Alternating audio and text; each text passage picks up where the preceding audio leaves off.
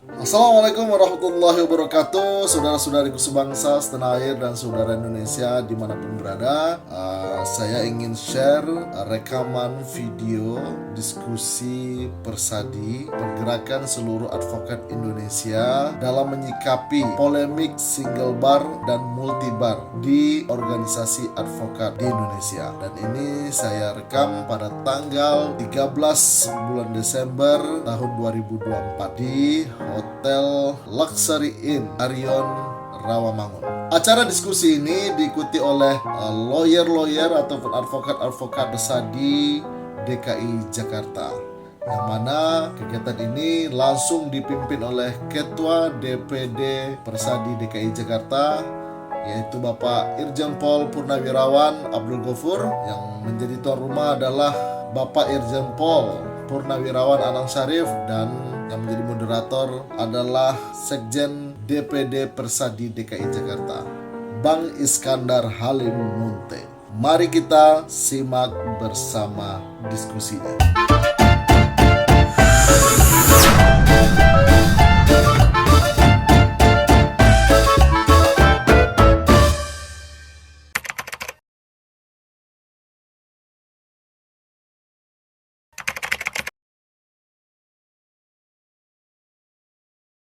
Abdul Ghafur kepada Bapak kami persilakan dengan segala hormat. Terima kasih. Assalamualaikum warahmatullahi wabarakatuh. Waalaikumsalam warahmatullahi wabarakatuh. Saya hormati rekan-rekan dan rekan-rekan semua saudara-saudara. Pada pagi hari ini, terima kasih waktunya saya memimpin dalam diskusi mengenai beberapa informasi yang kita dapatkan tentang lebih baik mana multibar ataupun single bar dalam organisasi advokat. Tentunya sebagai negara demokrasi yang sangat memiliki hukum, sehingga semuanya harus diatur dengan hukum. Apalagi salah satu era digital sekarang ini, bahwa di dalam criminal justice system, bahwa sistem peradilan di Indonesia, polisi, jaksa, pengadilan, dan advokat itu sangat menentukan terciptanya keadilan dan juga hukumnya itu sendiri. Kita tahu bahwa hukum KUHP kita yang menyentuh aspek keadilan di masyarakat itu peninggalan zaman Belanda, yaitu Undang-Undang Nomor 1 tahun 1946 setelah merdeka. Sehingga di situ tercermin banyak diksi ketidakadilan. Contoh, nenek mengambil coklat di milik tetangganya, di milik anaknya, itu menjadi kasus pencurian seperti itu. Sehingga timbul konsep baru yang sekarang sedang ditimbulkan tren baik Polri maupun jaksa, yaitu restoratif justice. Karena keadilan merupakan dasar atau bentuk solusi berbagai keadilan yang paling tinggi. Tentunya sebagai advokat kita tunduk pada Undang-Undang 18 tahun 2003. Kemudian ada beberapa yang menjadikan kita bisa menyumpah atau menggunakan alasan secara hukum makan 2 tahun, yaitu dengan SK Mahkamah Agung Surat Keputusan Mahkamah Agung Nomor 73 tahun 2015. Tentunya juga itu ada dasarnya, yaitu Undang-Undang Nomor 45, Undang-Undang Dasar 45 Pasal 22 ayat 2, yaitu tiap warga negara berhak atas pekerjaan dan penghidupan yang layak bagi manusia. Karena pengacara itu tidak digaji oleh siapa-siapa, sehingga dia layak menjadi pekerjaan. Kemudian pasal 28 ayat huruf D dan ayat 2, setiap orang berhak untuk bekerja serta mendapat imbalan perlakuan yang adil dan layak dalam hubungan kerja. Ini adalah dasar-dasar hak asasi setiap warga. Itulah dasarnya sehingga kita sistemnya multibar. Di dalam perjalanannya tadi dimasukkan pada mereka bahwa mereka harus standarisasi. Kemudian bagaimana kalau advokat melanggar perilaku etika,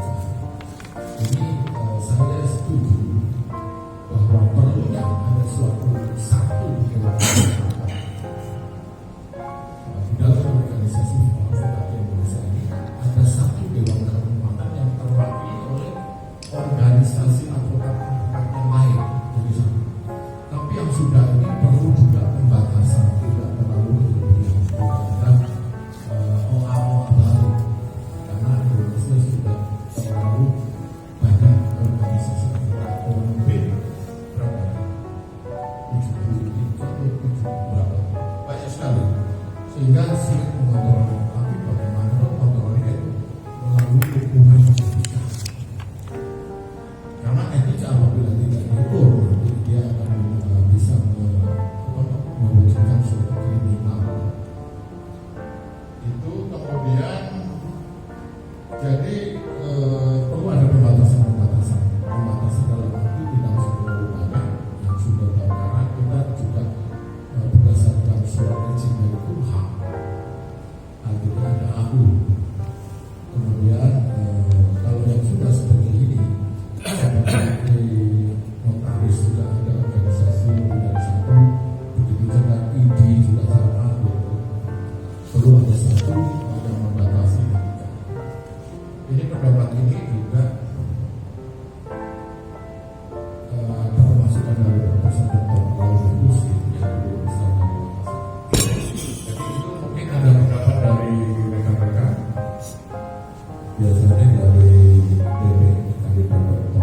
yang sudah lama, tapi makannya bisa diajukan silakan, mungkin ada pendapat bagaimana sebaiknya OA harus dilakukan. Oke, terima kasih Pak Ketua. Kamu tadi nanti untuk diskusi. Nanti sama-sama kita boleh tanya jawab ya, dengan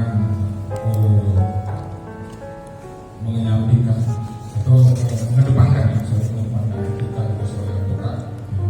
Boleh kita diskusi ini karena langsung kita di video ya, bukan live, tapi kita akan di video ini adalah untuk kebanggaan kita dalam diskusi ini. Ya, sebaiknya kita juga mintakan kepada sambutan dari Pak Amin Said yang telah mendukung acara kita ini bersama-sama untuk memberikan kesempatan beberapa kata untuk kita kepada Pak Irjen Pol Amin Said. Kami persilakan dengan segala hormat. Terima kasih. Assalamualaikum warahmatullahi wabarakatuh. Assalamualaikum.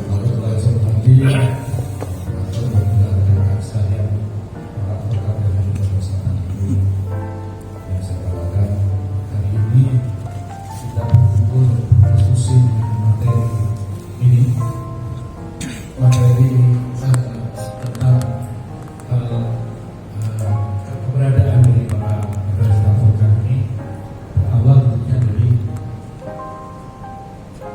pernyataan Menteri Koordinator Hukum dan HAM yang pada saat penyelenggara di Bali mengusulkan atau menerapkan tentang pembangunan sinema. Nah, itu akhirnya mendapatkan respon dari berbagai macam organisasi. Kalau kita baca buku itu banyak sekali organisasi advokat yang menerima komentar yang sejauh yang saya lihat komentarnya kok semuanya menolak. Sejauh yang saya lihat, mudah-mudahan saya salah ya. Yang mendukung kok tidak berkomentar di situ, tapi yang muncul kebanyakan menolak. Ya, ini menjadi suatu bahan diskusi yang menarik. Apalagi beliau menyamakan bahwa penasihat hukum atau advokat ini seharusnya disamakan dengan lembaga negara. Kepolisian cuma satu, kejaksaan cuma satu, lembaga pemasyarakatan cuma satu.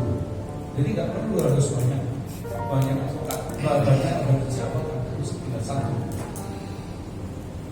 Dan kalau banyak, jadinya bukan advokat lagi, banyak lagi, tapi semacam LSM. Gitu kan? Kira-kira kalau kata-kata saya kurang tepat ya, tapi kira-kira gambaran besarnya seperti itu. Dan tentu kita juga pikir kalau lembaga negara, kalau advokat, organisasi advokat sama dengan pemerintah, berarti mereka harus gaji dong. Ya, gaji, siapkan gaji.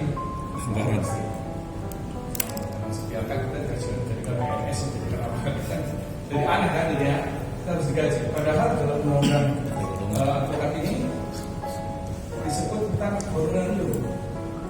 Honorario yang diperoleh oleh advokat ini berdasarkan kesepakatan yang lain, bukan digaji pemerintah. Tapi kalau kita disetarakan dengan lembaga seperti lembaga korporasi, berarti kita harus digaji. Nah, ilmunya yang berbeda. Dengan LSM tentu berbeda lah. LSM itu nggak perlu disumpah, ya, nggak perlu ada PKPA, nggak perlu ada persyaratan khusus sarjana. Sarjana pun perguruan tingginya harus begitu sarjana hukum, akreditasinya harus B dan sebagainya. Banyak persyaratan-persyaratan yang harus dipenuhi. Terakhir yang saya sampaikan, kebetulan saya waktu berasal dari birokrasi sebelumnya. Ini bahaya dalam pelaksanaan di lapangan. Kenapa? Kalau birokrasi ada komando. Ini mengalami satu kasus A. setuju. Antara yang berkonflik sama-sama satu sumber advokatnya, ya, sama-sama dari advokat X yang sama. Kalau ini komando, biar ini juga menangani sebelah, menangani satu marga, kan susah gitu. Itu kalau komando. Sekarang juga begitu. Saya yang dari polisi, dari kepolisian. Kalau saya sebagai pimpinan, ada anggota saya menyimpang, jangan begitu, ada di sini, kan bisa. Jadi kebebasan atau keadilan yang sebenarnya saya kira susah. Ya kan semua satu organisasi. Gampang mengendalinya, memang gampang mengendalinya, tapi keadilan akan dicapai karena tergantung komando. Nah, ini rekomendasi. Kalau komando yang sekarang terjadi di kepolisian kejaksaan, kan komando untuk melaksanakan tugas pokoknya yang sebaik-baik, kan gitu beda. Nah, kalau kita advokat kan kita juga membela yang benar dan kita juga membela pihak yang salah, kan gitu. Bukan hanya kita membela yang benar saja, enggak. Yang salah pun kita bela bagaimana caranya agar bebas atau berkuranglah beban hukuman yang akan diterima. Kan gitu. Ini kan gitu. Jadi kalau dijadikan satu lembaga mungkin pandangan saya. Jadi saya kira ini pelaksanaan teknis di lapangan nanti akan mengalami banyak masalah. Itu mungkin tambahan dari saya. Pak Iskandar, silakan. Terima kasih. Assalamualaikum warahmatullahi wabarakatuh. Waalaikumsalam warahmatullahi wabarakatuh. Terima kasih kepada Pak Mengsari yang telah memberikan sambutannya kepada kita. Nah, sebelum kita buka tanya jawab atau diskusi, perlu saya ingatkan bahwa Undang-Undang Advokat pasal 28 ayat 1 itu, yang mana advokat ini seharusnya memang ditujukan kepada satu wadah organisasi advokat, tapi secara implisit tidak pernah satu organisasi advokat itu siapa yang dituju oleh undang-undang advokat itu menjadi wadah tunggal tersebut. Ya. Kemudian kita juga melihat ya, secara hukum, di sini ada beberapa putusan MK. Ya, mohon nanti teman-teman juga saling mengingatkan. Di antara putusan MK nomor 014 PUU 2006, putusan MK nomor 101, putusan MK nomor 66, putusan MK nomor 112, putusan MK nomor 36, putusan MK nomor 35. Dari 6 putusan MK itu terdapat 5 hal pokok yang bisa dijadikan kesimpulan. Ya, yang pertama melalui putusan MK nomor 014 menegaskan dalam pertimbangan hukumnya Pradi sebagai organisasi advokat satu-satunya wadah profesi advokat Undang-Undang 18 2003. Itu putusan MK 014. Kedua, melalui putusan MK nomor 66 PUU 8 2009 Pradi sebagai organisasi tunggal profesi advokat menurut Undang-Undang nomor 18 memiliki sejumlah kewenangan, yakni melaksanakan pendidikan khusus profesi advokat dan ujian kode etik, membentuk dewan pengawas dan kehormatan dan lain-lain. Yang ketiga, putusan MK nomor 66 PUU 2010 MK telah mempertimbangkan tentang organisasi-organisasi advokat lain yang secara de facto ada saat ini tak dapat dilarang keberadaannya. Ya.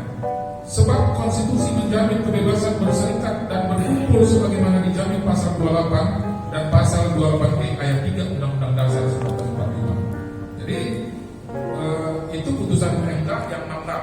Artinya tidak bisa organisasi advokat lain itu tidak sah dikatakan di sini. Tapi secara fakta ada sah dan tak dapat dilarang keberadaannya. Kemudian yang keempat, berkaitan penyumpahan advokat yang dilakukan oleh Pengadilan Tinggi PT terhadap advokat pada organisasi advokat di luar pradi, ya, di luar pradi, tak serta merta dimenangkan dapat menjalankan lapan kewenangan sebagaimana amanat Undang-Undang 1823. Namun, ya, kata Anwar ini Ketua MK, dengan tak membolehkan melaksanakan lapan kewenangan tersebut malah menghambat hak konstitusi setiap orang termasuk organisasi advokat lainnya yang secara de facto melakukan kewenangan tersebut.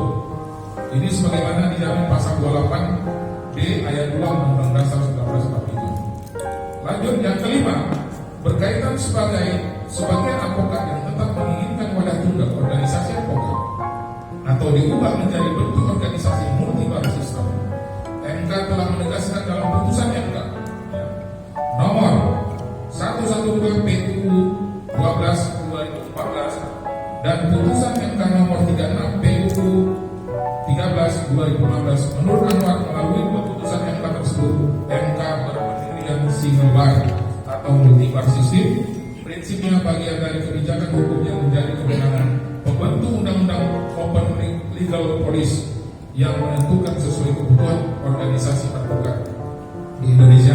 Dengan begitu, menurut Anwar, dengan sifat final putusan MK, semestinya perdebatan mengenai konstitusi organisasi advokat sebagaimana dimaksud Undang-Undang 1823 dipandang telah selesai. Namun fakta hingga kini kalangan advokat belum mampu mewujudkan amanat undang-undang advokat terkait bagaimana bentuk organisasi advokat, padahal dalam putusan MK 101, nah ini yang membuat multibar 7/2009, MK telah mempertimbangkan pasal 28 ayat 1 Undang-Undang Advokat yang mengamanatkan adanya organisasi advokat yang menjadi satu-satunya wadah profesi advokat.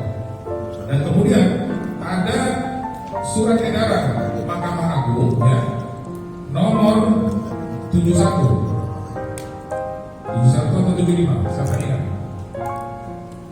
Yang sering kita sebarkan itu di grup.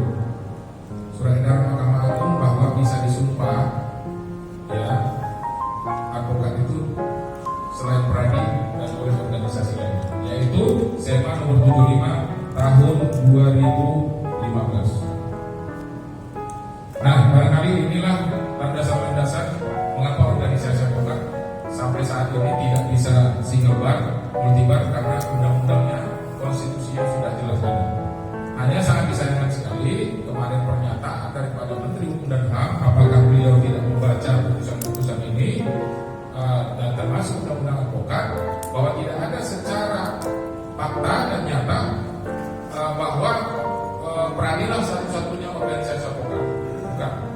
Nah, jadi itu sangat disayangkan. Kita kritik keras itu Pak Menteri akan seharusnya mencabut pernyataan beliau, karena disatukan dulu advokat ini baru dia bisa menyatakan itu. Karena menurut saya sudah semakin banyaknya organisasi advokat, jadi tidak mudah mengatakan disatukan organisasi advokat tanpa landasan undang-undang, tanpa landasan hukum yang jelas. Tapi ini kita diskusi bersama teman-teman dari bincang dengan teman-teman.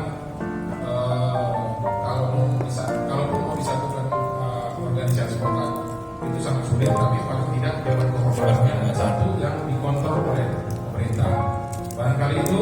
Terima kasih teman-teman yang akan menyampaikan sedikit pendapatnya kepada teman-teman. Kami persilakan dengan segala hormat. Silakan dari Pak Dede atau dari teman-teman lain, dari Pak Okto, Pak Robert. Robert dulu. Oke, ketua. Robert, silakan. Robert, Pak Saidin. Semua pengurus begini ya. Ketua. Yang dokter dulu lah. Oke, yang dokter dulu. Dokter siapa dokter? Ringan-ringan aja kan? Ya. Ringan-ringan aja. Ya, baik Pak Ketua atas waktu yang diberikan. Nah, kita ini diskusi terkait dengan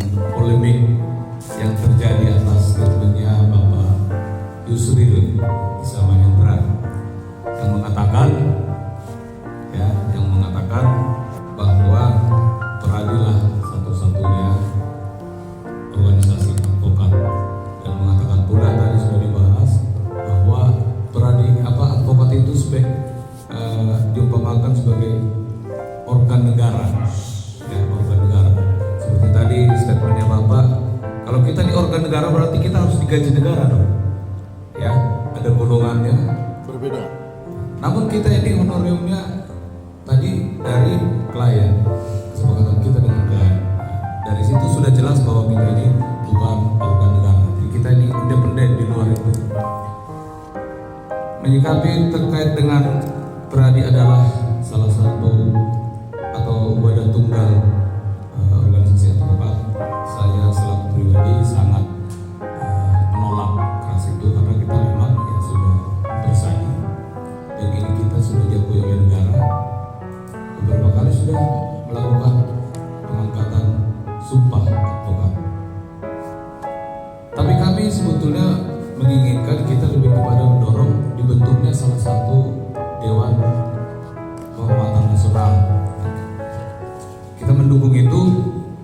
Organisasi-organisasi ini bermuara di sana, tapi lebih kepada menitik beratkan kode etik advokatnya, bukan lantas mengatur rumah tangga advokat itu sendiri, akan tetapi kode etik seperti apa advokat ini bersikap di lapangan, dan kalau bisa menguatkan hak imunitas advokat ini yang sering sekali terabaikan di lapangan, ini menjadi kelemahan.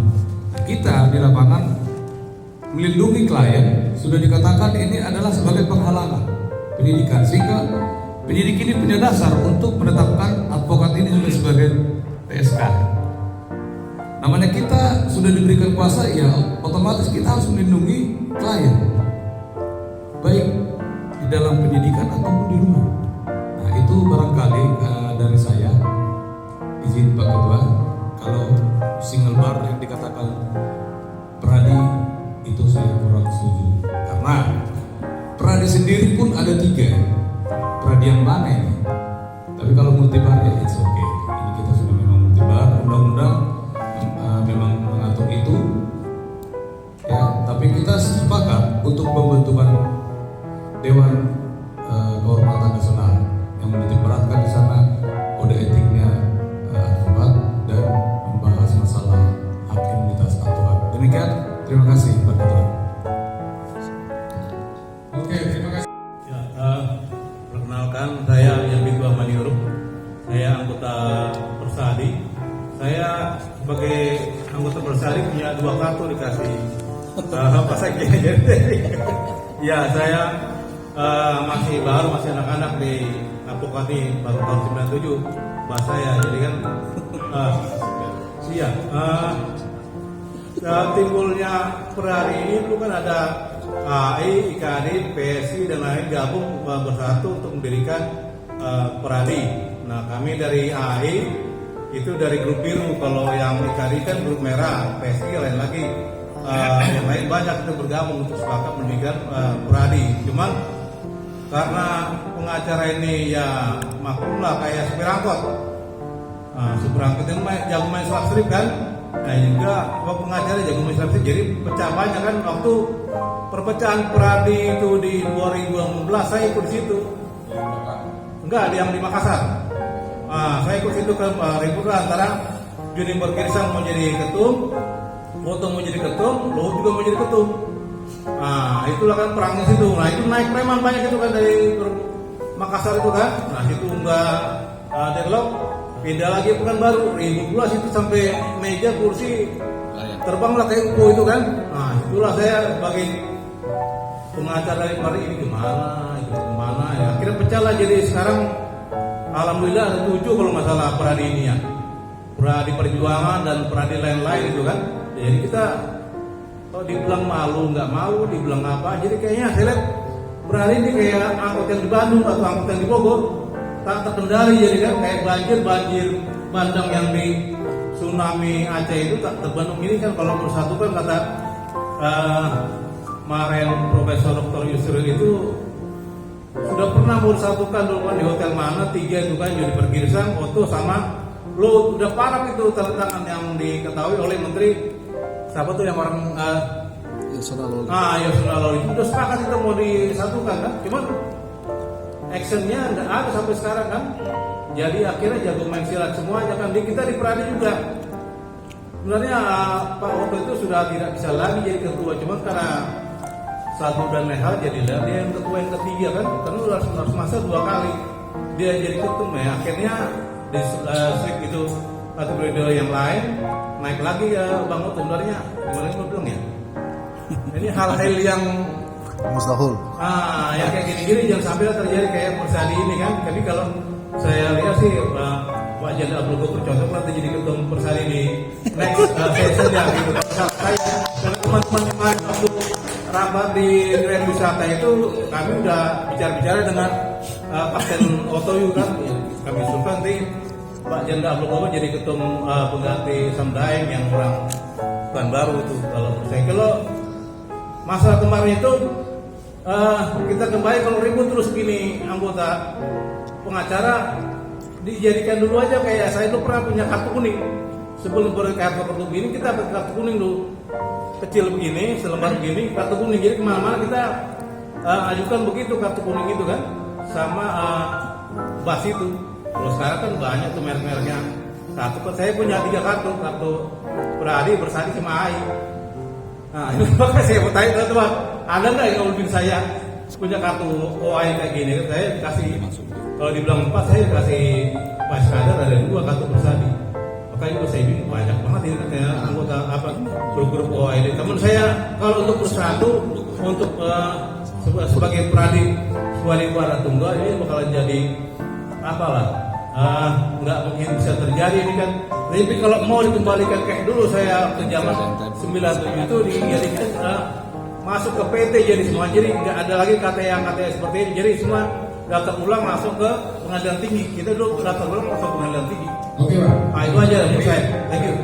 Kami mau bertanya sama Pak, Ya. apalagi orang Pradi yang cukup lama. Ya, Ya KTA beliau ini berkaca tahun 97 ya. Kan? ya, Maka ini salah satunya yang sudah lama kita rekrut beliau ini untuk di Pradi. Ini supaya sejarah, ini macam-macam ya kan. Ini dari KAI, ada dari Pradi tapi nggak jelas juga dari mana-mana dia KTA-nya. Kemudian ada Foto Hasibuan. Ya, Foto Hasibuan. Oke. Menurut apa?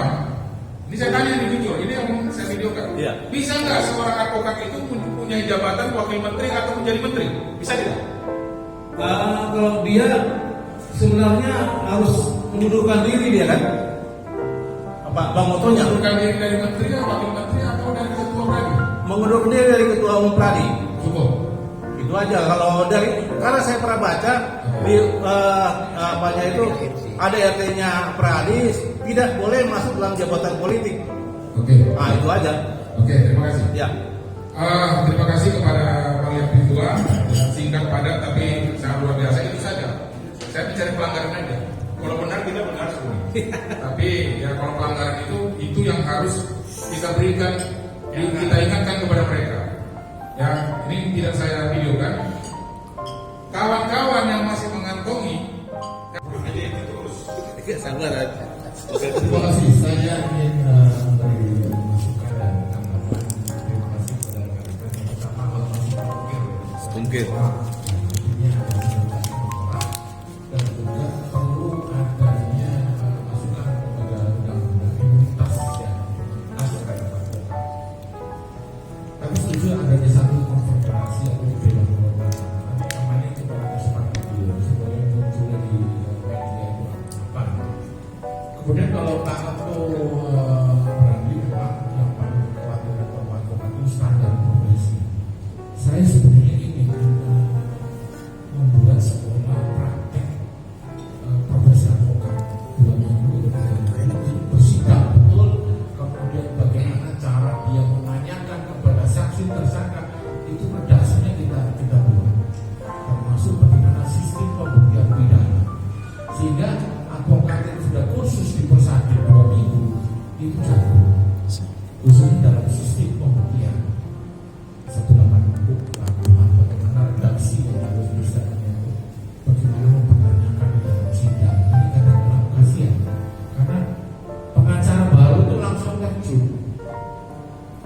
Sebagaimana contoh pertanyaan menjerang itu tidak perlu dilakukan oleh pengacara. Contoh, kamu kemarin maling apa, nyolong apa, itu tidak boleh. Tapi mengambil barang, saudara apakah mengambil barang itu seizin pemiliknya, itu unsur pencurian. Itu salah satu contoh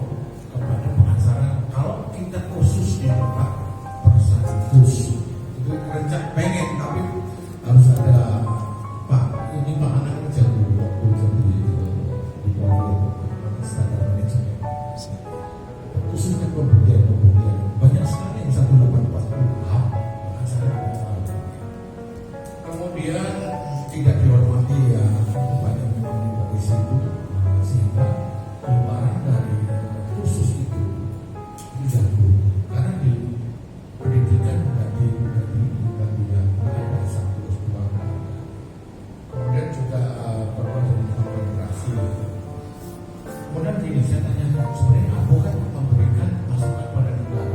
Bolehkah jaksa itu memeriksa kasus-kasus KUHP? Pertanyaan saya, kecuali kerugian negara, korupsi, tidak pidana khusus, boleh, karena ada pasal pengecualian. Tetapi bolehkah jaksa menyidik kasus suap pengadilan yang sekarang terjadi di Ronald Kanu? Harusnya diserahkan polisi itu. Betul. Itu tidak boleh. Jadi pemisahan jaksa tidak boleh menyidik kasus KUHP yang tidak ada kaitan dengan kerugian negara. Contoh kasus Ronald Kanu di Jawa Timur ditahan dengan pasal KUHP. Tidak ada kerugian negara, tapi suap pengetahuan. Ini juga sebenarnya juga ada masukan dari perusahaan perlu. Jadi jaksa menyadap menangkap khusus kasus korupsi.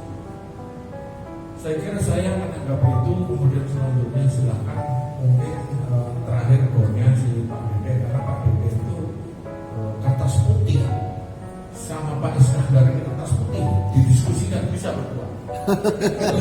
Pasti ada kertas putih, apalagi ada coret-coretnya. Silakan Pak. Ya, baik. Terima kasih Pak Iskandar sebagai moderator memberikan waktu, dan Bapak Ketua Persadi DPD DKI Pak Jenderal Dr. Abdul Ghafur dan Bapak Jenderal Sarif ya. Waktu yang diberikan seperti dalam diskusi kita mengenai adanya statement salah seorang Menko, yaitu Prof. Yusril. Kita hormati beliau itu sebagai Prof dan mantan Menteri Soeharto dulu ya. Reformasi ya. Tadi kawan-kawan semua sudah menyampaikan pendapat nih soal keberadaan single bar yang dikatakan beliau. Kalau keberadaan organisasi advokat luar berani yang ada saat ini tidak dapat dilarang sebagai wujud kebebasan berserikat dan berkumpul yang dijamin oleh pasal 28 ayat 3 yaitu Undang-Undang Dasar 1945. Jadi kalau ada statement seorang pro itu sudah mengambil hak kemerdekaan orang hidup banyak. Itu aja statement saya. Jadi kita hormat sama pro, tapi ya jangan merampas hak kemerdekaan yang sudah merdeka ini. Demikian dari saya singkat. Terima kasih. Ada sopan santun. Beliau memberi masukan tapi sopan santun. Kedua, Ibu masa kalah nih di sana. Assalamualaikum warahmatullahi wabarakatuh. Waalaikumsalam. Saya baru sih Pak, tapi dia Anium. Bukan. Tapi saya ikut advokat baru kemarin Pak. Tapi saya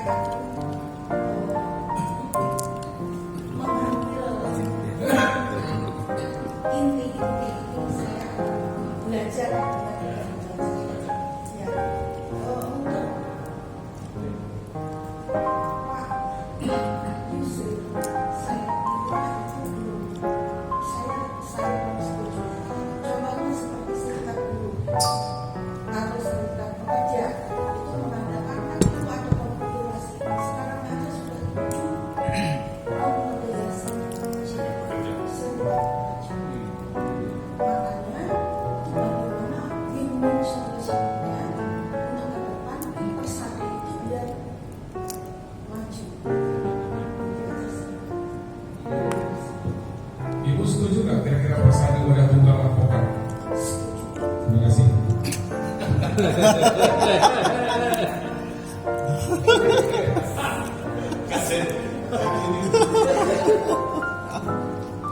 Kita takut dia begitu.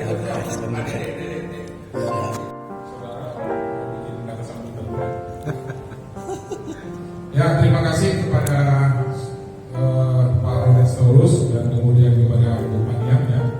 Ini kita mintakan kepada Advokat Dedek Gunawan Hasibuan SMH. Oh ya, harap. Harahap. Kan pokok diganti. Oh, Dedek Gunawan Harahap. Sebenarnya kalau Harahap ini sama mungkin agak di bawah dikit ya. Tinggi harap. Begitu harap. Nah, Nanti marah Hasibuan loh, parah Hasibuan. izin dulu Pak. Silakan.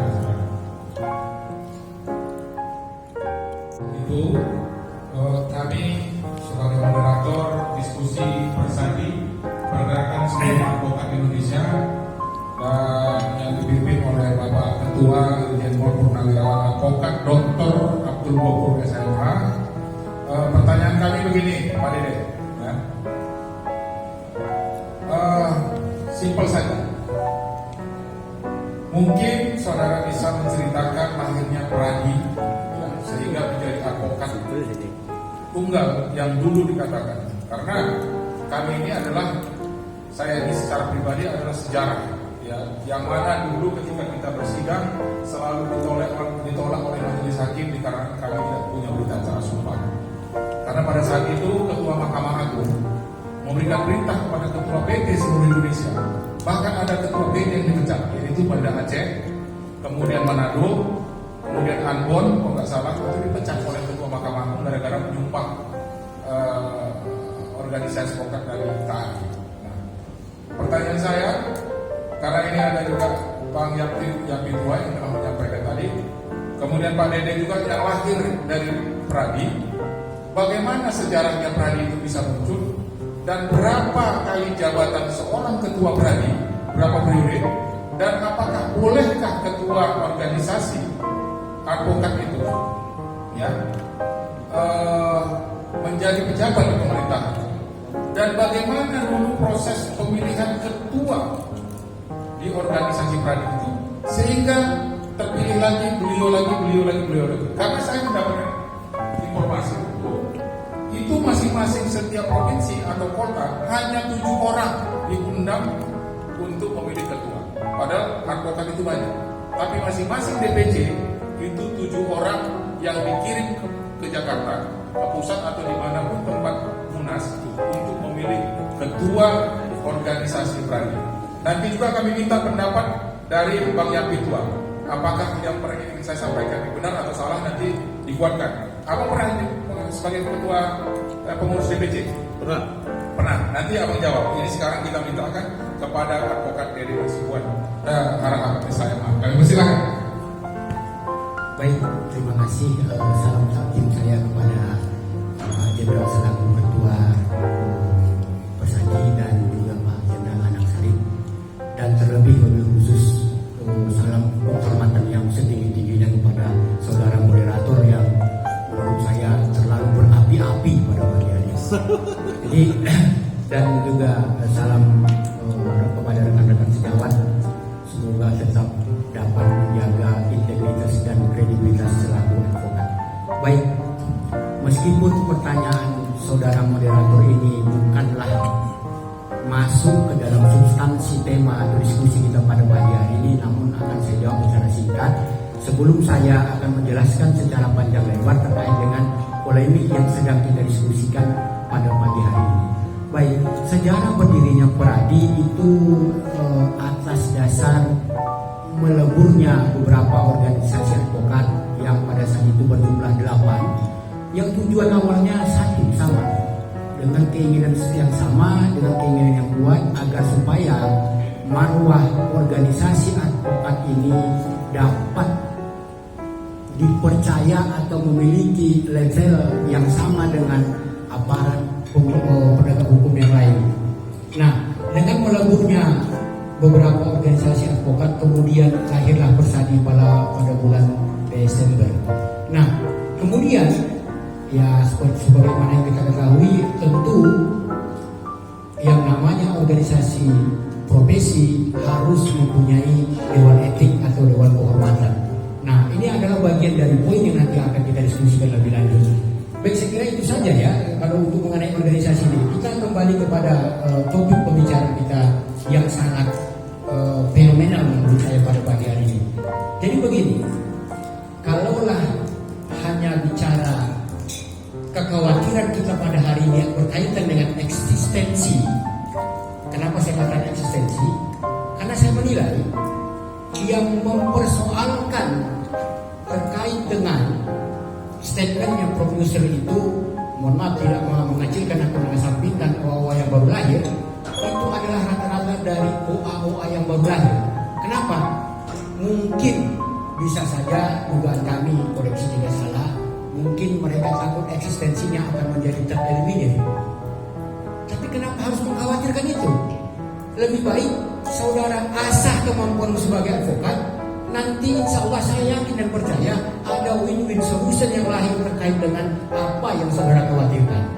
Nah, lebih lanjut, kalau bicara eksistensi, ada baiknya penertiban lah yang harus dilakukan terlebih dahulu, bukan pembubaran, tapi penertiban. Penertiban bagaimana dimaksud?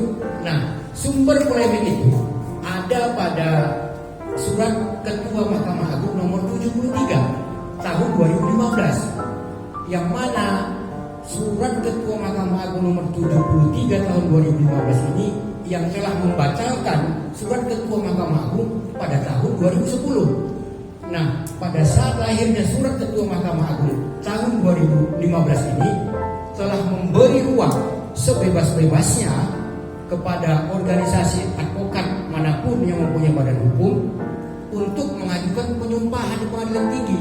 Karena salah satu dari 8 poin itu adalah salah satunya ketua pengadilan tinggi di setiap wilayah hukumnya dapat mengajukan permohonan sumpah dengan syarat telah memenuhi ketentuan Undang-Undang Nomor 18 Tahun 2003. Namun lebih lanjut disebutkan harus memenuhi syarat. Karena apa yang dimaksud? Pada pasal 2 dan pasal 3 undang-undang sebagaimana yang saya sebutkan. Nah, pada poin inilah organisasi advokat mengangkangi itu.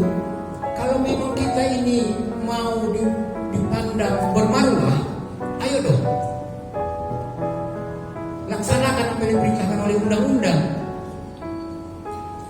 Sekaligus saya ingin menjawab apa yang disampaikan oleh Wakil Ketua Persadi tadi, bahwa tidak bisa dihalang-halangi kebebasan orang berkumpul, kan begitu? Saya tidak setuju dengan pendapatnya Prof. Yusri, kata beliau. Kalaulah hanya merujuk kepada kebebasan berserikat untuk berkumpul, lalu mendirikan organisasi, sah-sah saja. Cuman, you jangan menjalankan perintah undang-undang tanpa mempunyai legal standing. Jelas itu poinnya. Kalau you mau berkumpul, silahkan. Kalau you mau berserikat, silahkan. Karena telah diatur dalam pasal 28 Undang-Undang Dasar 1945. Tapi jangan you mengambil yang bukan peran you. Di mana peran yang diambil? Menjalankan perintah undang-undang tanpa mempunyai legal standing. Legal standing apa yang dimaksud? Seperti yang saya katakan. Kalau ingin menjalankan perintah undang-undang, dalam hal ini Undang-Undang Nomor 18 Tahun 2003, buat dulu dirimu dengan apa? Legal standing yang benar. Kalau ingin mengajukan sumpah, ikuti dulu. Ada syarat dan ketentuan yang berlaku. Nah, baik, saya kembali kepada single barkah atau multi barkah. Hari ini dua-duanya berlaku menurut saya. Di satu sisi ada yang single bar, ingin mengatakan single bar bagi OA yang lama. OA yang baru sepakat dong multi bar. Kenapa? Bicara eksistensi tadi. Kalau seandainya single bar diberlakukan, apakah mungkin kami nanti akan tereliminir? Apakah mungkin kami akan dihapus? Sementara kami sudah banyak mengajukan sumpah sebagaimana yang disampaikan oleh rekan saya tadi, Orman Situngkir. Situngkir. Nah, begitu ya. Kalau bicara ekstensi harus tertibkan dulu. Bagaimana cara menertibkannya? Moratorium. Lakukan moratorium, tiadakan dulu penyumpahan. Lakukan seleksi secara ketat. Begitu supaya tidak menjadi liar ini advokat. Advokat-advokat yang dalam tanda kutip advokat yang masih baru melakukan kesalahan nanti menjadi generalisir, seolah-olah advokat ini di mata masyarakat itu jelek. Padahal tidak, semua hanya oknum saja. Mengambil honor dari klien, tapi tugas dan tanggung jawab tidak dijalankan. Itu kan menjadi presiden buruk bagi kita ke depan.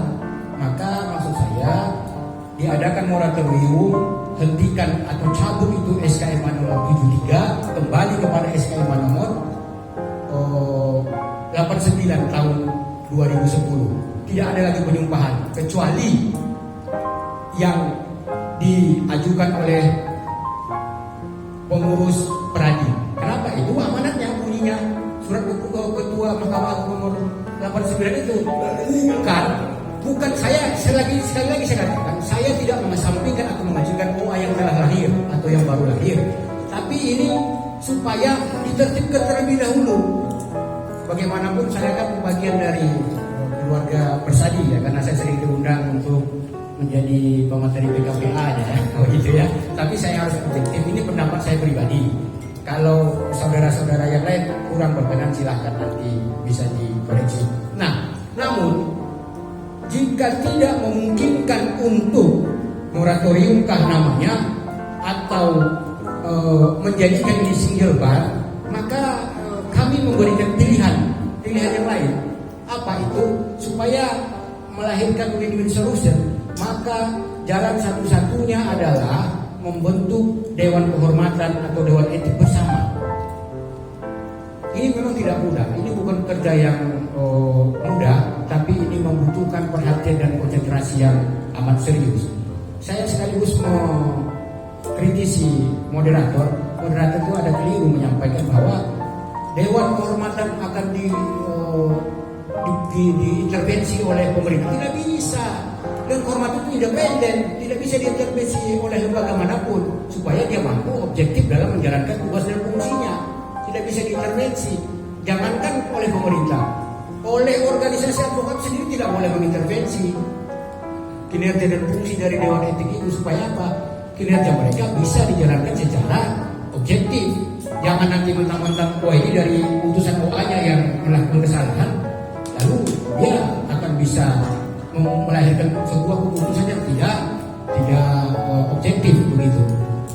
Nah, selanjutnya, sebagaimana kita ketahui bahwa caturwangsa penegak hukum di Indonesia ini ada 4. Kita sudah sama-sama mengetahui di sana ada jaksa, ada kepolisian, ada kehakiman, dan ada advokat. Nah, bagaimana supaya advokat ini yang merupakan bagian dari caturwangsa penegak hukum itu mampu mempunyai hukum marwah, mampu dihormati oleh APH yang lain? Ya tentu solusinya itu harus solid, harus kompak. Kalau hari ini dapat kita lihat, ketika kita mungkin dalam proses pidana mendampingi klien kita, nanti kan kita melampirkan tuh surat kuasa dan KTPA, dilihat, kelihatan ini wajah mereka itu tidak berselera melihat advokatnya, apalagi dari bukan bohong dalam tanda kutip ya. Itu ketua, itu sudah kita lihat. Karena beberapa di kantor saya itu dari OA yang lain, ketika saya perintahkan mendampingi klien, ya saya tidak bermasalahkan secara pribadi, saya tidak bermasalahkan itu dari OA manapun. Yang jelas dia mempunyai berita acara sumpah layak menjalankan profesi advokat. Tapi ketika nanti pulang dari sekembali dari pendampingan penyidikan, nanti bercerita di kantor bahwa dia diperlakukan begini dan begini karena dianggap sebagai advokat yang tidak kredibel. Itu salah satu poin yang makanya hari ini solusinya adalah kita harus solid, kita harus kompak supaya caturwangsa penegak hukum itu yang merupakan salah satunya adalah advokat dapat disegani, dapat dihormati oleh pihak yang lain dengan membentuk Dewan Etik bersama yang merupakan salah satu tawaran kami menjadi win-win solution tadi, agar apa? Marwah kita sebagai advokat dapat kembali sebagaimana tagline-nya kita Officium Nobile. Kalau tidak kompak, jangan harapkan kita untuk dihormati oleh pihak yang lain. Justru yang ada kita ini dianggap sebelah mata. Padahal yang sangat ini pengalaman pribadi kita ya. Saya mendampingi mulai dari tingkat polisi sampai Bareskrim itu. Oke, Pak. Kadang-kadang saudara moderator tidak boleh mau ini. sudah ke kasus. Bukan, ini contoh pribadi supaya apa? Menjadi pembelajaran bagi kita. Ya kalau kasus saya Karena moderator pun belum tentu bisa mendampingi di tingkat Barreskrim. Itu saudara merasa tidak paham. Iya, jangan basa-basi. kalau perkara kita masing-masing perkara. Kita lebih besar perkara kita, tapi kita nggak cerita di sini. Iya, jadi Begini Pak Dede, jadi ada kembali pertanyaan kepada- saya potong sebentar izin, saya potong. Saya kan moderator nih. Tadi Pak Dede Ya mengatakan baiklah, kalau moderator sudah membatasi saya, Bukan kekompakan. itu pendapat dari saya. Ya, jaga kekompakan, solidaritas dari para advokat, terserah dari manapun saudara berasal, dari manapun saudara lahir dari apapun. Tapi berdasarkan pengalaman kita, jika ingin dihormati oleh APH yang lain, sebagaimana kita adalah bagian dari catur bangsa penegak hukum di Indonesia, maka bersatulah untuk menjadi advokat yang mempunyai integritas, kapabilitas, dan dapat dipercaya kembali oleh masyarakat. Oke, kesimpulan daripada bagaimana kekompakan kita, ada nggak tips supaya kita kompak ini organisasi advokat? Silakan Pak. Saya sudah bersyarat, karena moderator tidak menyimak, mungkin saya sudah bersyarat bahwa kita memang harus single Pak. Karena saya tadi katakan kembali kepada surat keputusan Ketua Mahkamah Agung tahun 2010, batalkan kembali SMA tahun nomor 73 tahun 2015. Iya. Iya, kembali kepada skema yang lama. Baik, demikian dari saya. Lebih dan kurang saya mohon maaf. Jika ada kata-kata saya kurang berkenan di hati moderator, itu hanya bagian dari saja, uji mental saja. Wabillahi taufiq wal hidayah. Assalamualaikum warahmatullahi wabarakatuh. Waalaikumsalam. Jadi saya terima kasih atas kesempatan melibat sudah bagus, tapi kalau tidak bisa disepakati untuk setelah tersebut memang menurut saya bahwa konstitusi itu sebagai dasar hukum kebebasan berserikat mendapatkan pekerjaan yang layak. Itu di undang-undang Pak. Ya, Di undang-undang sebagai dasar 45. Ya, itu contohnya, artinya saya sepakat bahwa itu berdasarkan konstitusi. Contoh hak hidup itu hak paling dasar di dalam KUHP, dan itu hak asasi.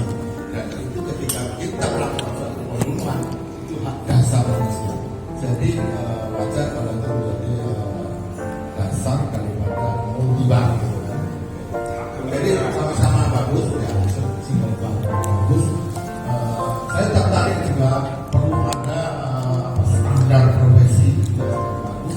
Kemudian komunitas yang dari institusi itu perlu juga, karena saya lihat ada perlakuan yang tidak equal dalam setiap kita melakukan berbagai, apalagi tuntas dan samping itu wah sedangkan pekerjaan Barreskrim tidak ada ukuran yang jelas.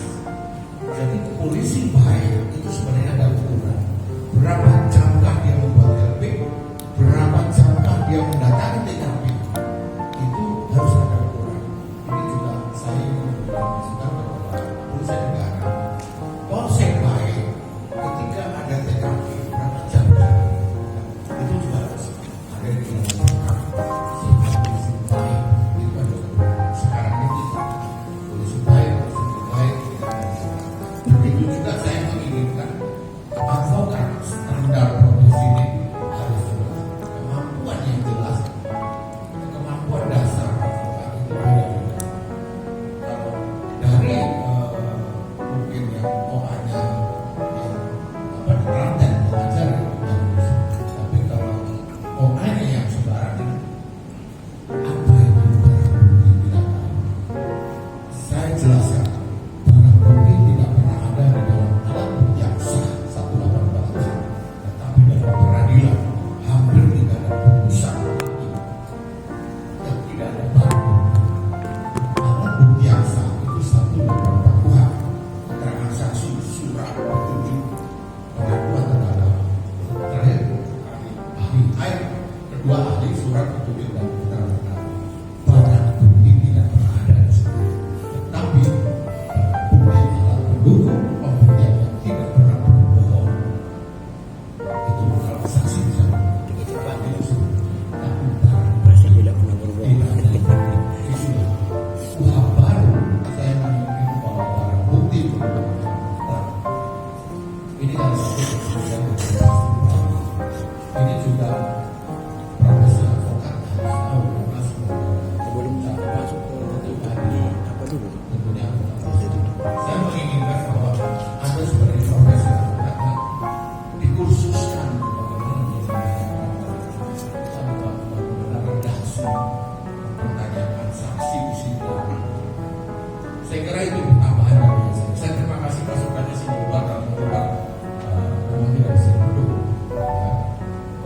sisi saya tahu bahwa itu kebebasan berserikat. Mungkin ada lagi Siap. tambahan? Masih ada waktu Pak Jenderal? Ya, masih ada. Baik, terima kasih. Saya ingin menanggapi apa yang disampaikan oleh Kang Dede tadi, Pak Jenderal. Kan jelas-jelas beliau mendukung apa yang dilakukan oleh Pak Menko dan juga Pak Wamenko. Nggak apa-apa, nggak masalah. Cuma pada intinya, hal itu kita hargai sebagai suatu usaha dalam rangka mewujudkan organisasi advokat yang lebih baik. Itu yang pertama. Yang kedua, kita dukung pendapat tersebut, usaha-usaha yang dilakukan oleh Pak Menko dan Pak Wamenko ini dalam rangka mewujudkan keadilan yang hakiki. Kan begitu. Hanya saja kita melihat jauh panggang dari api hal itu akan terlaksana pada hari ini ya. Pada hari ini. Kenapa? Lebih banyak orang menyuarakan multibar daripada single bar. Apapun alasannya. Betul kan? Nah, makanya saya lebih cenderung kepada mengakomodir apa yang diinginkan oleh yang multibar. Kenapa? Itu lebih adil buat semuanya. Nah, hanya saja tidak bisa dibiarkan begitu saja, biar tidak liar. Nah, boleh kita bentuk dewan kehormatan, itu betul-betul. Cuma dewan kehormatan ini hanya tugasnya akan melakukan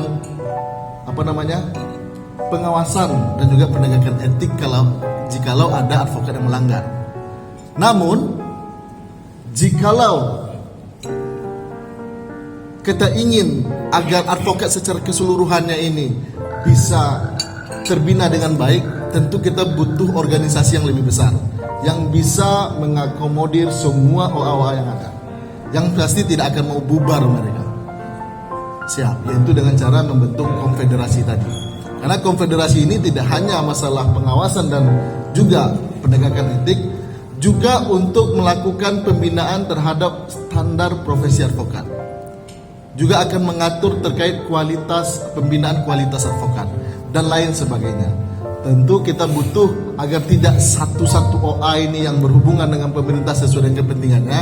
Kita mau ada organisasi yang besar yang menaungi banyak OA ini, banyak advokat ini untuk bisa memperjuangkan suara-suara ataupun hak suara dari semua advokat kepada pemerintah, kepada negara. Nah, jadi disitulah kita butuhnya sebuah konfederasi, tidak hanya dewan kehormatan. Karena kalau dewan kehormatan saya lihat terlalu kecil dan itu juga nanti ya karena terlalu kecil mudah diintervensi. Tetapi kalau sudah kita besar, ada semua perwakilan advokat di sana, saya yakin pemerintah akan memenang kita seperti Polri, seperti kejaksaan, dan juga seperti Mahkamah Agung. Nah, disitulah kita akan dianggap sebagai salah satu catur bangsa di negeri kita ini. Itu pendapat saya. Jadi ada baiknya. Kan sekarang ini memang harus dirubah undang-undangnya, Pak Jenderal. Karena apapun mau ditetapkan single bar, sementara di undang-undang advokatnya belum secara eksplisit menyatakan itu single bar. Memang harus direvisi. Kalaupun dirubah kepada multibar, tetap juga harus direvisi. Apalagi kita ingin mengusulkan hal yang baru. Ini gagasan yang terbaik menurut saya agar kita advokat ini bisa dianggap menjadi salah satu catur bangsa di negeri ini. Terima kasih, Pak Jenderal. Assalamualaikum. Izin menambahkan Betul. sedikit kedua sebelum waktu ini berakhir. Jadi begini, undang-undang yang ada sekarang saja tidak masuk kepada prolegnas. Ya. Bagaimana mungkin membentuk undang-undang baru? Saya kira itu sulit. Makanya tadi saya tawarkan adalah moratorium saja. Tertibkan ini OA yang ada, lalu bentuk dewan etik bersama, baru kita bicara jangka panjang. Jangka panjangnya apa? Membentuk undang-undang, mungkin nanti bisa lahir konfederasi kan namanya, seperti yang akan saya sampaikan. Apa yang saya sampaikan ini mungkin lebih possible. Kalau kita membentuk undang-undang baru itu rangka. Ini saya meluruskan pola pikir atau cara pandang moderator ini ketua ya. Mohon izin ya, tidak bermaksud menggurui. Beliau tadi mengasih contoh, Polri dilantik oleh Polri, ya kan begitu, jaksa dilantik oleh jaksa. Tidak harus lintas organ bisa melantik. Saya kasih contoh kepada saudara, presiden apakah siapa yang melantik? Eksekutif siapa yang melantik? Siapa yang melantik? Berbeda Presiden. Kita ini penegak hukum. Artinya yang ingin saya tegaskan adalah lintas organ itu boleh melantik, tidak harus sesama organ. Itu keliru. Kata undang-undang. Undang-undang makanya itu. Bagaimana undang-undang dulu kok bisa para pendahulu kita itu bisa dilantik di pengadilan tinggi? Itu maksud saya. Siapa memberikan pandangan itu? Keliru itu pandangan. Undang-undangnya ada nggak? Undang-undangnya kalau disumpah di PT, Pak. Jangan suka melanggar undang-undang. Makanya ini yang kita nanti, izin Pak Ketua, ini Pak, kita judicial review ini pasal ini. Pasal berapa? Coba baca di undang-undang advokat. Kenapa kita disumpah di pengadilan tinggi? Sudah itu pengadilan tinggi, mohon maaf ya, saya mengurus kemarin kawan-kawan yang mau sumpah 16 orang. Pengadilan tinggi di Jakarta harus 200 orang minimal. Padahal kemarin di Bandung, Pak Orman Situmkir, siapa lagi kemarin saya urus itu cuma 16 orang bisa. Lama orang itu, saya yang stres. Pada saat itu harus 200 orang minimal. Nah, padahal kita sudah PKPA, sudah upah, lulus, nah kita lantik, pelantikan kita lantik di hotel. Saya bisa jawab itu. Kemudian kita sumpah lagi di pengadilan tinggi. Ini kan kasihan kawan-kawan harus pakai biaya dulu ya. Walaupun di sana ada nama PSBB, tapi kan semua operasional harus disiapkan. Iya. Memang semua ini kadang-kadang pemerintah kita gratis gitu kan. Tapi operasional berjalan ke sana. Coba dulu Pak Dede, kalau ngurus KTP pindah dari Pekanbaru ke Jakarta, gratis Pak. Tapi Bapak terbang Pak ke Pekanbaru membawa membeli tiket pesawat. Udah dari pintu ke pintu, meja ke meja, sudah itu nanti cabut berkas. Misalnya itu saja paling kecil contoh. Maksud saya Pak Dede, ya, menurut pandangan hukum saudara, benar tidak undang-undang advokat ini kok kita ini disumpah ini, adik-adik kita nanti atau rekan-rekan kita nanti disumpah di pengadilan tinggi. Kemarin itu kalau nggak salah sama di Dawan Tobriani kami bikin konten juga itu ya. Sampai kita di kantin pada saat itu sama Galini. Tapi nggak saja video kan? Nggak salah saya karena kita bukan pembuat undang-undang. Pembuat undang-undang itu adalah DPR dan eksekutif. Jadi tolong, jadi banyak sebenarnya sampai sekarang aja undang-undang advokat itu tidak ada kepresnya. Tapi sekarang mau diatur-atur pula sama Menkumham. Ya. Oke Bang, saya jawab Bang. Jadi kita harus dibuat dulu kepresnya, ya kan? Baru bisa diatur sama pemerintah. Kepresnya nggak ada, kita diatur-atur. Memang kita betul yang dikatakan tadi organ negara. Emang kita digaji negara? Kasihan Pak. Makanya sebenarnya para advokat ini, ya saya melihat waktu saya ngambil S2 di UNRI, Universitas Riau. Apa katanya Pak Dr. Effendi ini jaksa, ini polisi, ya kan? Ini pegawai BUMN. Apa katanya? Pak Iskandar ini belum jelas ini hidupnya. Dia hanya berharap dibayar oleh kliennya. Kalau dia dipercaya kliennya, kalau yang lain itu ada gajinya dari negara, ya kan? Golongan dua apa segala macam saya kurang paham. Itulah beliau itu adalah saksi ahli, mungkin Pak Dede juga kenal dengan Pak Dr. Effendi yang ngajar di UNRI. Dia juga seorang PNS di sana dan penguji saya untuk S2 saya tesis. Dia nggak banyak pertanyaan.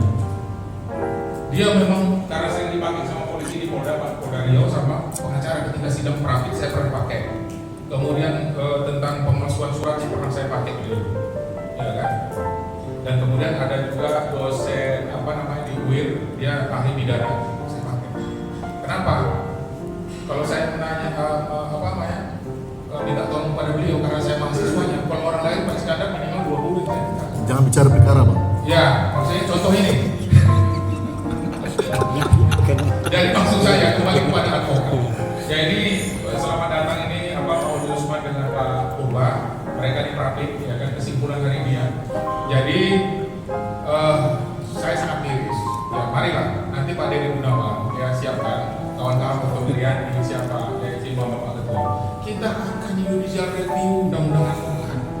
Walaupun amanah daripada surat edaran Mahkamah Agung ini tahun 73 harus membuat undang-undang baru sebenarnya. Jadi mau kompas susah kita berdua ya kan kita bertengkar terus. Mau kompas nggak seluruh Indonesia ini, advokat nggak ada yang ngatur.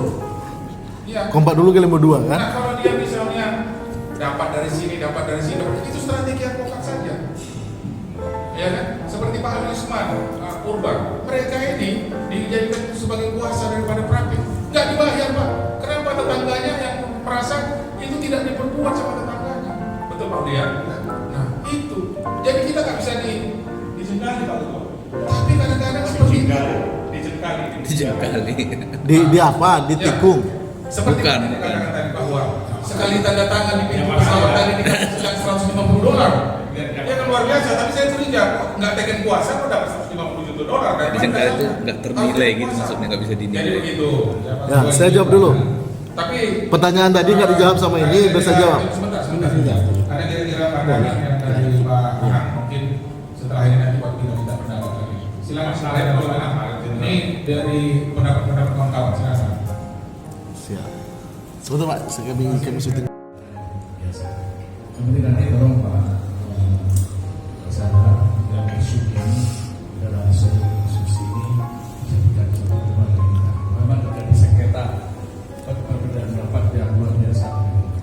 Apapun bentuknya nanti, ya itulah. Yang penting kita punya pegangan. Mau jadi moratorium, toleransi dan sebagainya, terserah. Itu masukan yang dapat diberikan kepada pihak lain, khususnya kepada pemerintah. Apa yang disampaikan oleh Pak Menteri ini, saya atau pandangan saya dari sisi politik ini adalah respon. Mencoba mana reaksinya di luar seperti apa. Dan kalau reaksinya keras di luar, itulah mungkin akan menjadi satu prioritas. Jadi, karena kan mereka ini kan orang-orang betul-betul terjun di bidang hukum, ya. Artinya dia pembaca betul mereka yang disini. Jadi dia tahu masalah apa yang terjadi di dalam keadvokatan. Jadi tidak apa-apa, kita begini nanti kita masukkan. Dan kita kan sepakat tadi bahwa ini adalah embrio kita pertama yang kita keluarkan dari persatu DKI seperti ini. Dan nanti kita coba lagi, terus sepakat kita akan undang orang itu. Yang lebih seru lagi, nggak usah kita emosi, biasa aja, itu memang begitu, pasti terjadi perbedaan pendapat. Nah, dalam waktu dekat pasti akan muncul sosialisasi ini yang dilakukan oleh pemerintah, menindaklanjuti omongan dari apa yang disampaikan oleh Pak Menteri. Sengaja dibuat ini bagaimana tujuannya. Ya, terima kasih nih, terima kasih. Saya lihat semangatnya luar biasa. Mudah-mudahan mungkin tes kompak juga. Nah, ya tes kompak lah. Iya, semua itu lah. Itulah yang diciptakan. Situasi seperti itu adalah kerjaan intelijen, ya. Kerjaan intelijen seperti itu. Kalau tahu persis. Saya kira demikian. Saya ingin minta masukan. Oh boleh. Yang ini loh. Disumpah selain pengadilan tinggi, kalau apa bagaimana menyumpah efeknya? Saya baru dapat dari Mas Tenari ini ada masukan yang kasih apa? Karena sumpah biasanya depan pengadilan atau Mahkamah Agung. Mungkin ada masukan. Ya, saya kira apa yang sudah berjalan selama ini sudah baik. Kenapa? Bukan OA yang menumpah. Kalaulah seandainya OA diberi kewenangan untuk menyumpah, melakukan penyumpahan, maka tidak ada kontrol. Iya kan? Ini memang harus pengadilan yang mau, tapi menurut saya lebih tinggi lah sedikit, jangan PT. Harus Mahkamah Agung. Janganlah. Iya, capek. ya kan biar you menjadi advokat berkualitas, you harus keluar modal dong. Silahkan datang ke Mahkamah Agung. Kalau ingin mencapai hasil yang baik, berkorban terlebih dahulu. Iya, kenapa? Iya kan? Tapi intinya ini bagian yang serius. Intinya ini sudah tepat. Yang melakukan penyumpahan itu harus pengadilan, bukanlah OA. Kalau OA akan menjadi liar, karena tidak ada kontrol dong. Yang penting income, PT fulus masuk. Iya kan? Yang penting you mau disumpah sekian. Tapi kalau pengadilan kan tidak. Harus kan melalui mekanisme, diajukan dulu, diperiksa berkasnya, apakah sudah memenuhi apa yang dimintakan oleh undang-undang sebagaimana pasal 2 dan pasal 3 yang diamanatkan oleh undang-undang advokat. Begitu Ketua, menurut kami ya. Saya boleh kasih pendapat Pak Ketua kalau kita berbicara terkait penyumpahan advokat. Kalau yang selama ini terjadi itu adalah amanah undang-undang, betul kan? Kalau kita mau menyalahkan tentu orang-orang yang mengusulkan pada saat itu, pada tahun 2003 itu. Tetapi untuk kedepannya, saya kira itu hal yang sangat baik kalau kita menginginkan untuk penyumpahan advokat diambil alih oleh organisasi advokat. Nah, cuma ini lagi permasalahannya itu tadi kan, kalau seandainya yang menyumpah itu single bar, ya nggak akan terjadi lagi ini. Untuk revisi undang-undang berikutnya, nggak akan pernah kedepannya ini kita advokat itu akan disumpah oleh OA karena kita sudah banyak OA. Tapi kalau multibar memang liar nanti, semua OA akan menyumpah, itu bahkan lebih liar lagi. Makanya yang terbaik adalah konfederasi. Bagusnya konfederasi. Kalau kita hanya membentuk dewan kehormatan, terus dewan kehormatan diberikan kewenangan untuk menyumpah, itu juga tidak akan menyelesaikan masalah. Yang bisa menyelesaikan masalah adalah kita buat organisasi besar yang bisa mengakomodir semuanya tadi. Dan untuk revisi undang-undang ke depan, itulah yang akan kita perjuangkan, kita suarakan ke parlemen untuk agar advokat disumpah oleh organisasi advokat, yaitu konfederasi tadi sifatnya, yang bersifat nasional. Seperti itu usulan saya. Jangan, kalau menurut saya kalau yang sudah sesuai dengan undang-undang, kita memang harus taat pada undang-undang. Tapi untuk kedepannya, mari kita perjuangkan undang-undang itu sesuai dengan apa yang kita inginkan sekarang, apa yang kita bicarakan sekarang, agar advokat juga disumpah oleh advokat. Bagaimanapun kita sebagai state organ itu saya setuju. Kita memang bagian dari bernegara, tapi kita bukan bagian dari pemerintah. Bagian berdiri bernegara hanya kita bukanlah tidak digaji oleh negara, seperti kejaksaan itu bagian dari pemerintah, polisi kan bagian pemerintah karena menunjuk adalah kepala pemerintah, kepala negara. Tetapi kita sebagai state organ itu memang tercantum di dalam undang-undang advokat. Namun di situ disebut bahwa kita sebagai state organ dibayar oleh klien, bukan oleh negara. Nah, mungkin di situ yang istimewanya kita. Makanya untuk kedepannya saya setuju dengan pendapat Bang Iskandar yang ini, Bang ya. Yang ini saya setuju. Batasi yang ini aja. Iya. Yang ini saya setuju. Ya, agar ini. Tapi kalau seandainya ini belum ada revisi, saya setuju secepatnya kita lakukan judicial review ke Mahkamah Konstitusi.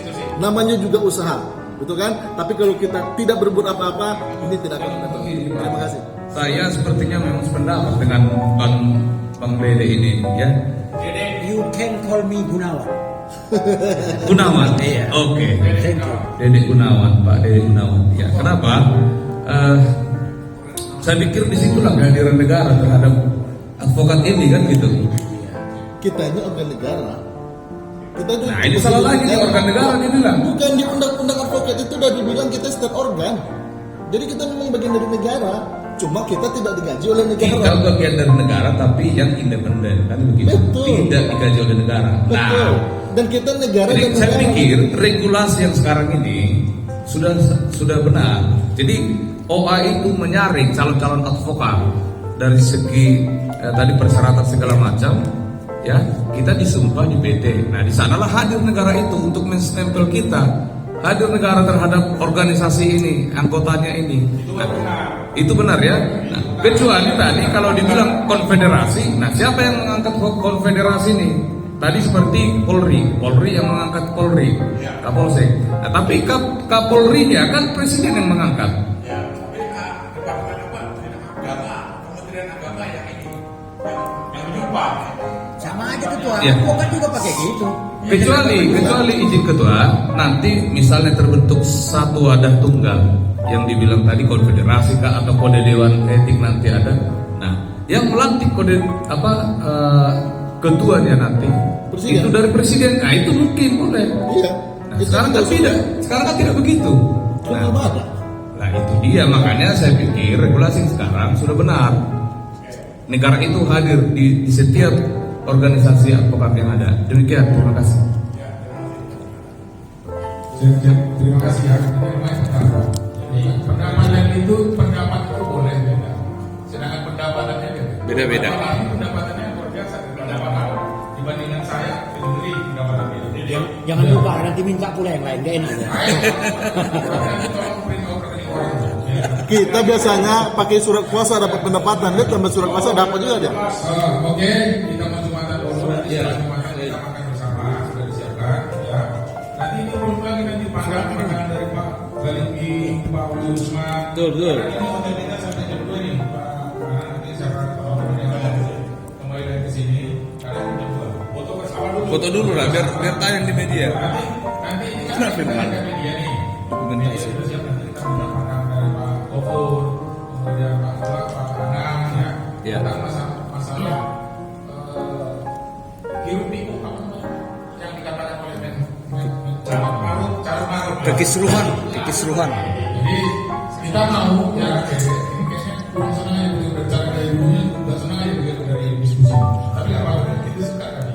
Nah artinya kita memang setuju dengan Singapura, tapi dirubah organisasi baru. Kalau saya, ya kan? Tapi organisasi baru, ya kan? Jangan berani udah 7, tapi nanti namanya Pradi 9 sekarang mah. Persani Singapura. Persani ketuanya adalah Umum Pak Irjen Pol Gofur, wakil ketua adalah Pak Anasarif, ya kan? Sekjennya? Wakil ketuanya Sekjen Anti Fraksi. Sekjennya siapa dulu? Nah itu satu-satunya bagaimana Pak Ketua kita dengan Pak Wakil Ketua kita Pak Anasarif Saluki, Pak Prabowo kan? Karena beliau presiden sekarang. Yang menteri ini hari ini bisa dipecat sama Pak Prabowo. Tapi kalau presiden nggak ada yang memecat. Siapa memecat presiden? Ada. Intinya mereka ya. Memecat presiden itu harus dengan sidang MPR. Sudah sidang MPR nanti Ya itu. kemudian sidang harus putusan MK. Enggak bisa. Coba baca undang-undang pemecatan presiden. Itu Pak presiden. Enggak, maksudnya MPR menyidang lagi. Kemudian dibawa lagi ke Yang bisa MK. mencat itu sama kudeta. Bang, kita jangan sampai ke presiden lah. Kita fokus aja di sini. Jadi mungkin itu saja. Jadi